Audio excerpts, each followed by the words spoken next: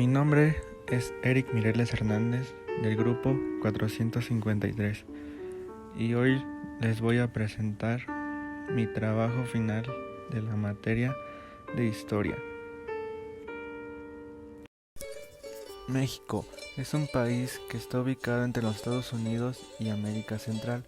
Es conocido por su variedad de cultura y biodiversidad que tiene este maravilloso país, tanto como montañas, desiertos y selvas. Esto lo caracteriza para ser uno de los países más importantes del mundo por sus diversas cosas que tiene el país. Pero para llegar a esto tuvieron que pasar demasiadas cosas. Por eso nos retomaremos hasta el año de 1994 hasta los 2000. Para eso empezamos desde el 1 de enero de 1994.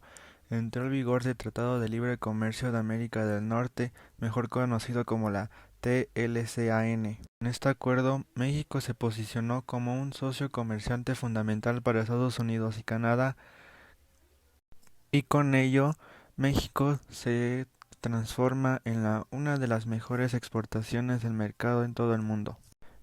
El mismo 1 de enero, pero un poco más importante, el 2 de enero del 94, se alza en armada en Chiapas la EZLN, o llamado el Ejército Zapatista de Liberación Nacional, que cuyo fin tenía alzar la declaración de guerra al propio Estado mexicano, pero con más importancia hacia el gobierno mexicano.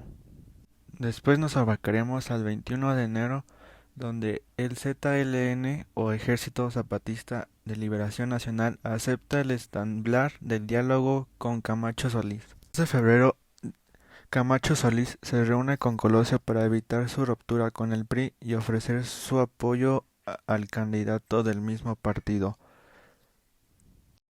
El 21 de febrero se inician las pláticas para el Tratado de la Paz entre el gobierno mexicano y el EZLN en la Catedral de San Cristóbal de las Casas. La participación con el subcomandante Marcos y el obispo Samuel Ruiz García como mediador. Este Tratado de la Paz, y con ello trajo muchas dudas en todo el país, porque fue muy rápida el Tratado de la Paz entre el gobierno y el ZLN. El 23 de marzo, el candidato a la presidencia Luis Donaldo Colosio hace un viaje a Baja California, mientras estaba en la multitud de millones de priistas que confiaban y creían en él y lo apoyaban. Fue un día miércoles cuando él se encontraba junto a mucha multitud, lo abrazaban y lo querían, tras que de fondo se escuchaba una canción que ambientaba el lugar llamada La Culebra. Mientras pasaba todo eso, se escucharon 2 balazos y se confirmó que fue uno en el estómago y uno en la cabeza. Mientras pasaba eso, se descontroló todo el lugar, fue un caos total. Muchos pensaron que eran francotiradores. Fue rápidamente dirigido a su coche y con dirección al Hospital General de Tijuana. Cuando llegaron ahí, todos los doctores y todos los presentes hicieron lo posible para poder rescatar su vida.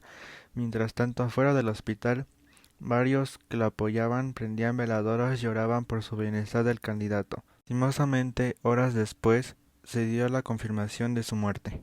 De terapia intensiva. Lamento decirte, Talina, y decirle a todo el pueblo de México que la presidencia de la República confirma que ha muerto Luis Donaldo Colosio, candidato del PRI a la presidencia.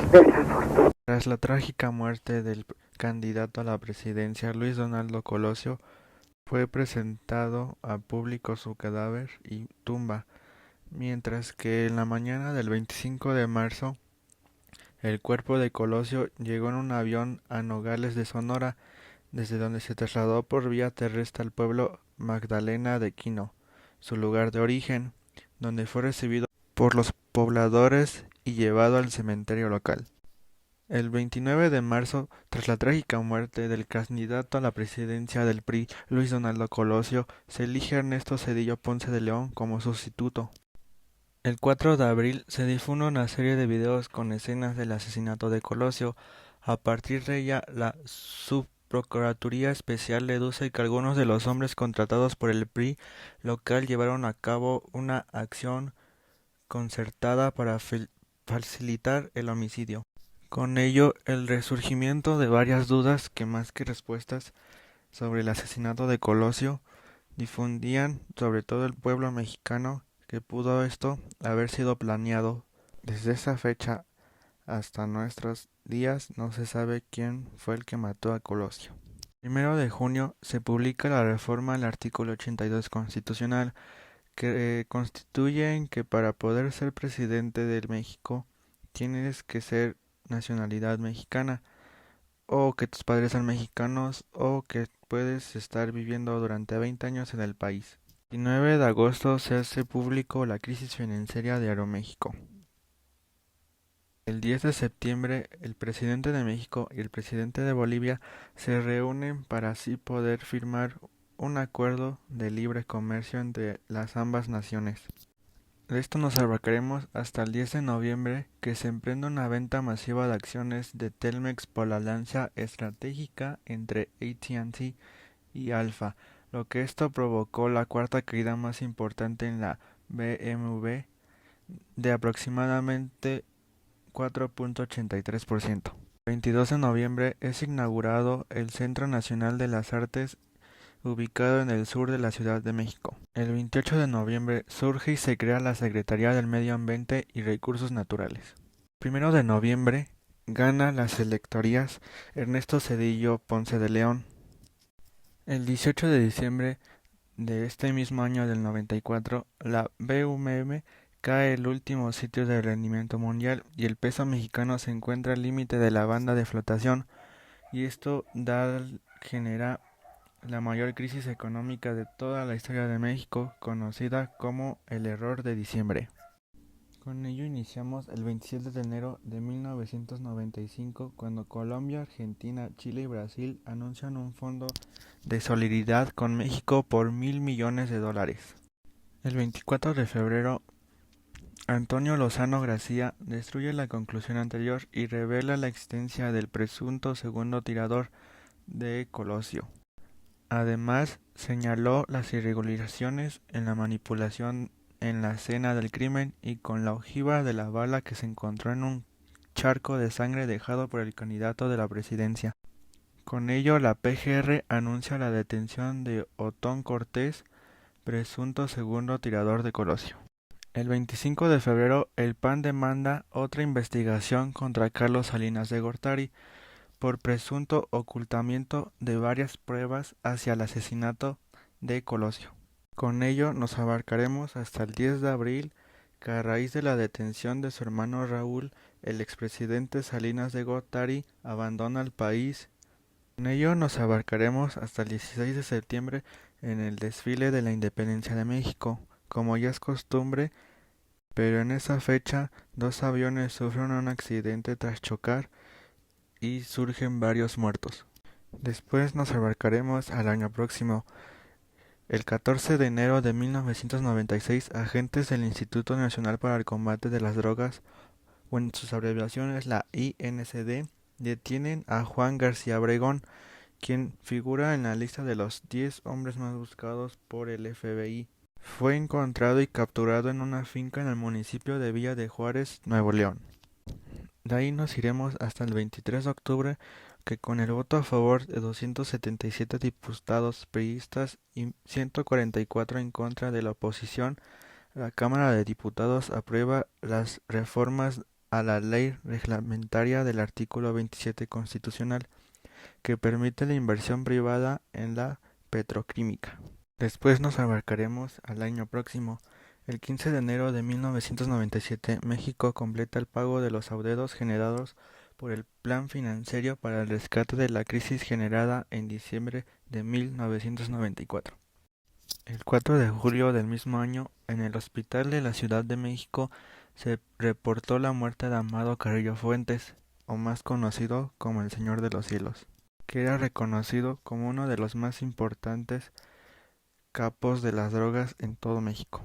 Después nos iremos hasta el año 2000, donde el 23 de marzo se firma un tratado de libre comercio entre México y la Unión Europea.